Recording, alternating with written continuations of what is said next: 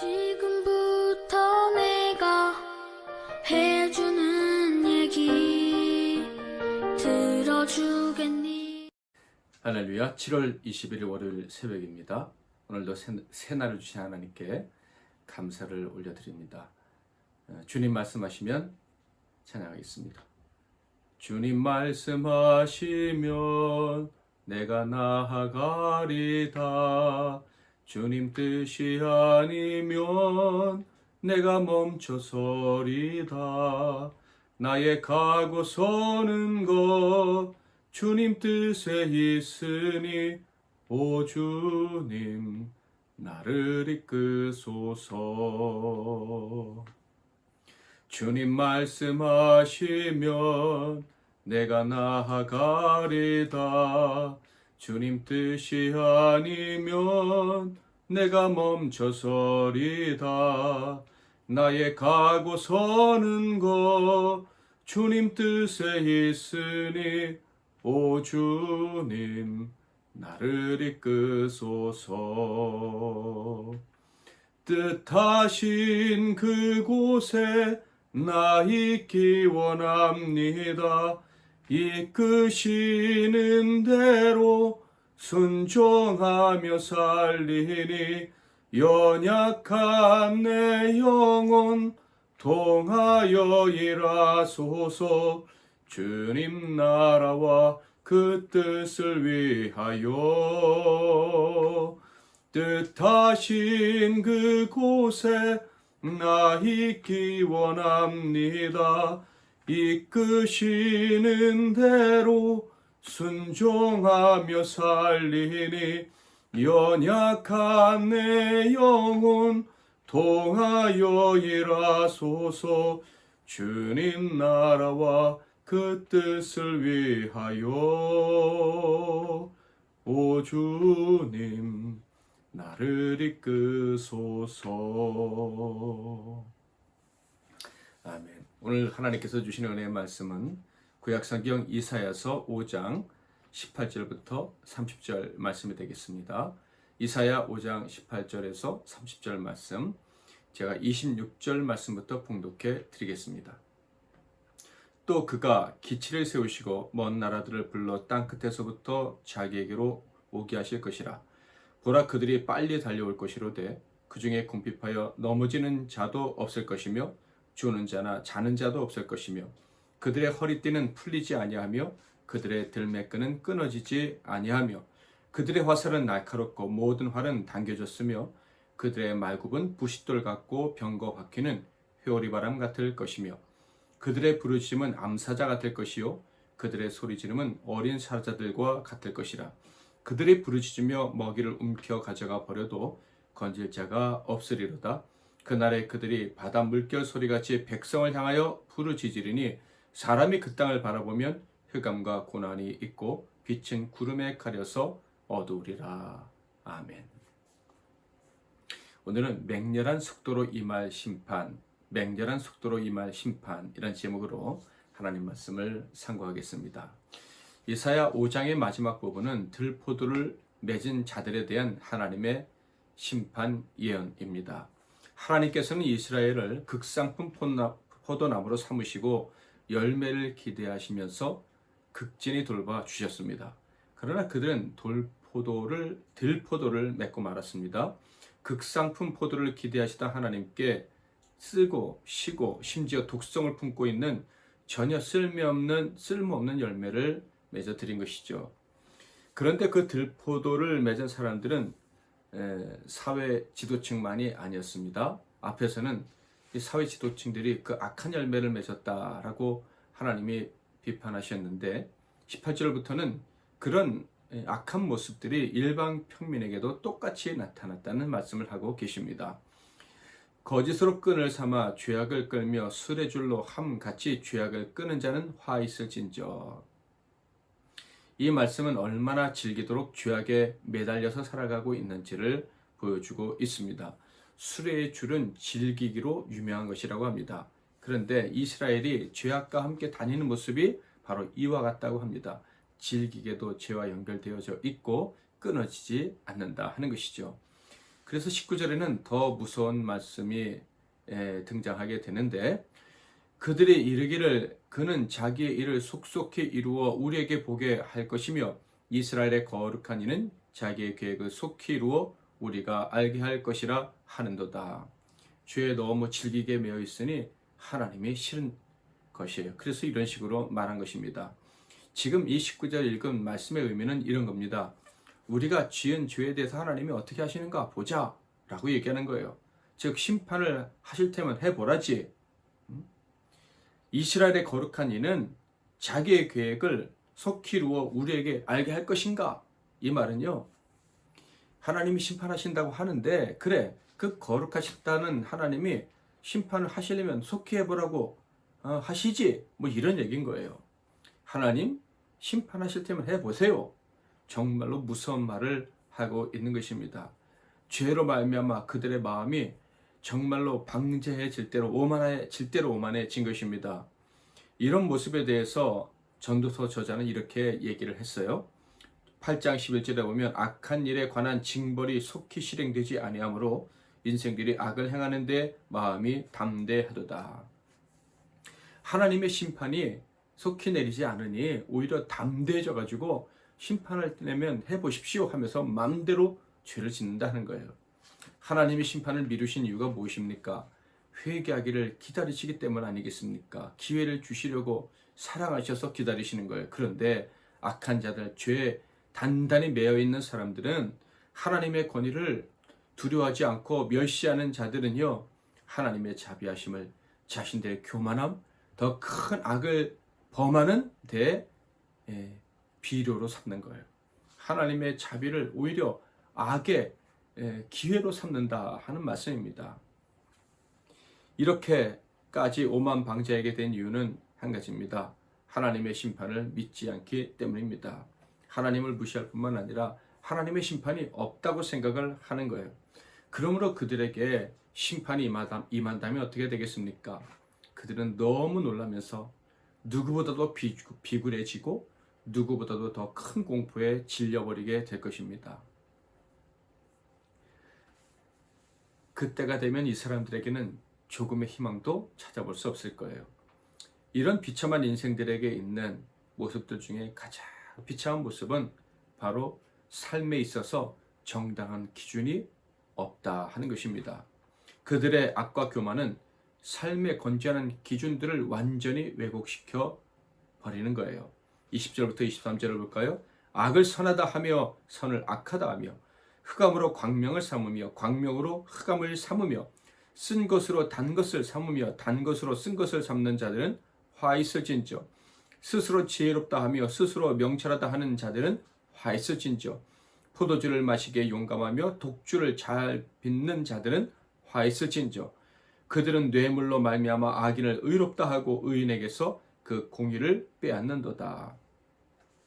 한마디로 이 사람들은 가치관을 뒤죽박죽 시켜 버린다 하는 것입니다. 악을 선을 이야기합니다. 어둠과 빛, 지혜와 어리석음, 공의도 이야기합니다. 그런데 그 기준들이 하나도 정상이 아닌 거예요. 다 거꾸로 얘기합니다. 그런데 사람들도 다 죄악 가운데 있으니 거꾸로 얘기해도 그게 진실 같고 그래서 어느 게 진실이고 어느 것이 거짓인지 구별하지 못하게 된다. 이 말씀을 보면서 두려운 생각이 듭니다. 우리 주변 열광들을 보세요. 그들의 말과 행동을 보세요. 얼마나 거꾸로 말하고 거짓을 진실로 말하는지. 그뿐 아닙니다. 우리들 가까이 있는 영적인, 정치적인, 사회적인 이런 지도급 인사들의 말을 들어보세요. 혼란스럽기까지 합니다. 어디까지가 진실이고 어디까지가 거짓인지 알 수가 없어요. 그래서 지금 우리는 도대체 기준을 가지고 살고 있는가? 참과 거짓이 그 기준이 완전히 바뀐 세상에서 살고 있지 않는가 하는 생각이 들 때가 있습니다. 이런 상황이 되면 참과 거짓에 대한 반응 역시도 정당하지 않을 거예요. 참이라고 그래서 이렇게 행동해야 된다고 정의로운 행동은 이것이라고 했지만 사실은 그렇지 않은 경우가 생길 것이다 하는 것입니다. 어쩌면 우리 사이에 그런 상황이 만연이 되어 있는지도 모르겠습니다. 이스라엘 이사야 선지자 시대에는 그랬던 거예요. 그래서 예전에 배웠고 행했던 그 정당하고 올바른 반응들이 생소하게 느껴지고 심지어 기억조차 나지 않는 상황이 된 것입니다. 선지자는 지적하고 있어요. 다른 나라도 아니고 하나님의 선민이 사는 나라 이스라엘이 이런 혼란 속에 빠져서는 안 된다 하는 거예요. 그런데 이스라엘 사람들은 그렇게 살고 있어요. 집단적으로 항명하고 있는 것입니다. 공개적으로 하나님을 대적하고 있는 거예요. 하나님의 권위를 멸시하고 무시하고 살아가고 있는 것입니다. 하나님의 말씀을 완전히 짓밟은 채 살아가는 것이죠. 하나님의 정하신 기준을 버렸을 뿐만 아니라 다른 사람들도 그 기준에 맞춰 살지 못하도록 방해하는 악행을 저지르고 있었던 것이 이스라엘 사람들이었던 거예요. 그러므로 그들이 맞이할 운명은 분명한 것입니다. 하나님은 더 이상 참지 않으시고 심판을 행하실 거예요. 그것이 24절부터 마지막 절까지 기록되어져 있어요. 그 중에 한 구절만 보겠습니다. 26절. 또 그가 기치를 세우시고 먼 나라들을 불러 땅 끝에서부터 자기에게로 오게 하실 것이라. 보라, 그들이 빨리 달려올 것이로되. 하나님의 심판 때 그들을 심판하려는 이방 족속, 여기서는 특별히 바벨론 족속이 맹렬하게 아주 빠른 속도로 달려오게 될 것이다 라는 이야기입니다. 그러니까 하나님이 심판을 시작하시면 거침없이 그 심판이 임하고 조금도 저항하거나 피할 기회를 갖지 못할 것이다 하는 것입니다. 사랑하는 성도 여러분, 하나님 앞에서 열매 없이 사는 삶만큼 위험한 것은 없음을 기억하시기를 바랍니다. 정의와 공의의 열매를 없이 살아서는 안 된다 하는 거예요. 하나님은 우리의 회개를 기다리며 지금도 참고 계십니다. 그러나 하나님이 참으셨다고 해서 심판이 연기된 것이 아님을 기억하시기를 바랍니다. 하나님이 우리를 불쌍히 여기셔서 심판을 연기해 주셨는데 감사하거나 속히 회개하려고 애쓰기는커녕 이제는 심판이 오지 않겠지 하면서 전혀 두려워하지도 않고 오히려 더 교만해진다면 하나님이 이제는 그만이다 하면서 심판을 내리시되 아주 맹렬하게 급속하게 그 심판을 내리시게 될 것입니다. 그리고 그 맹렬하게 임하는 심판의 크기, 그 처절함은 우리의 상상을 초월하게 될 거예요. 그러므로 인생을 의지하며 죄와 거짓을 무서워하지 않는 죄에서 속히 돌이켜야 할 것입니다. 우리 자신뿐만 아니라 우리가 사랑하는 모든 사람들이 속히 돌아올 수 있도록 우리가 먼저 회개하고 그들을 위해 기도해야 할 것입니다. 공의와 정의의 열매를 맺는 삶으로 반드시 돌아와야 할 것입니다. 그래서 우리 자신과 우리 교회와 우리 민족이 하나님의 심판에서 벗어나야 할 것입니다. 우리 자신과 교회와 우리 민족이 하나님 앞에서 회개하고 돌아오므로 임박한 심판에서 다 벗어날 수 있기를 주님의 이름으로 간절히 부탁을 드립니다. 이 일을 위해서 함께 회개하고 달려가는 우리 MC 나는 교회 성도들이 다 되시기를 주님의 이름으로 축복합니다. 주님 말씀하시면 한 번 더 찬양하겠습니다.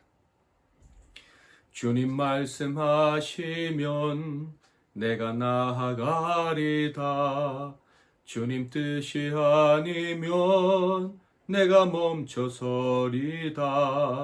나의 가고 서는 것 주님 뜻에 있으니 오 주님 나를 이끄소서. 주님 말씀하시면 내가 나아가리다. 주님 뜻이 아니면 내가 멈춰서리다. 나의 가고 서는 것 주님 뜻에 있으니 오 주님 나를 이끄소서. 뜻하신 그곳에 나 있기 원합니다. 이끄시는 대로 순종하며 살리니 연약한 내 영혼 통하여 일하소서. 주님 나라와 그 뜻을 위하여 뜻하신 그곳에 나 있기 원합니다. 이끄시는 대로 순종하며 살리니 연약한 내 영혼 통하여 일하소서. 주님 나라와 그 뜻을 위하여 오 주님 나를 이끄소서. 아멘.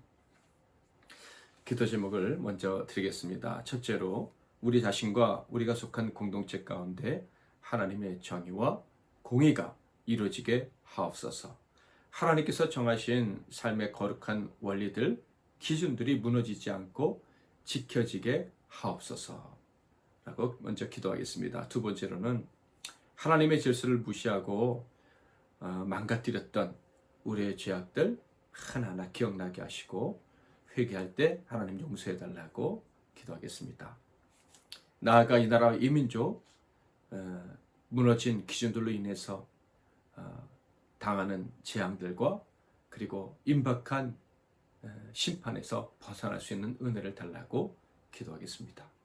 마지막으로 오늘 하루도 주님 말씀 가르침 그 기준에 순종하면서 살 수 있도록 주신 힘으로 그렇게 살아낼 수 있도록 도와달라고 기도하시고 사랑하는 모든 분들과 동역자들을 위해서 교회를 위해서 기도하겠습니다. 제가 먼저 잠깐 기도하고 여러분 각자 기도하시고 오늘 하루를 시작하시기를 바랍니다.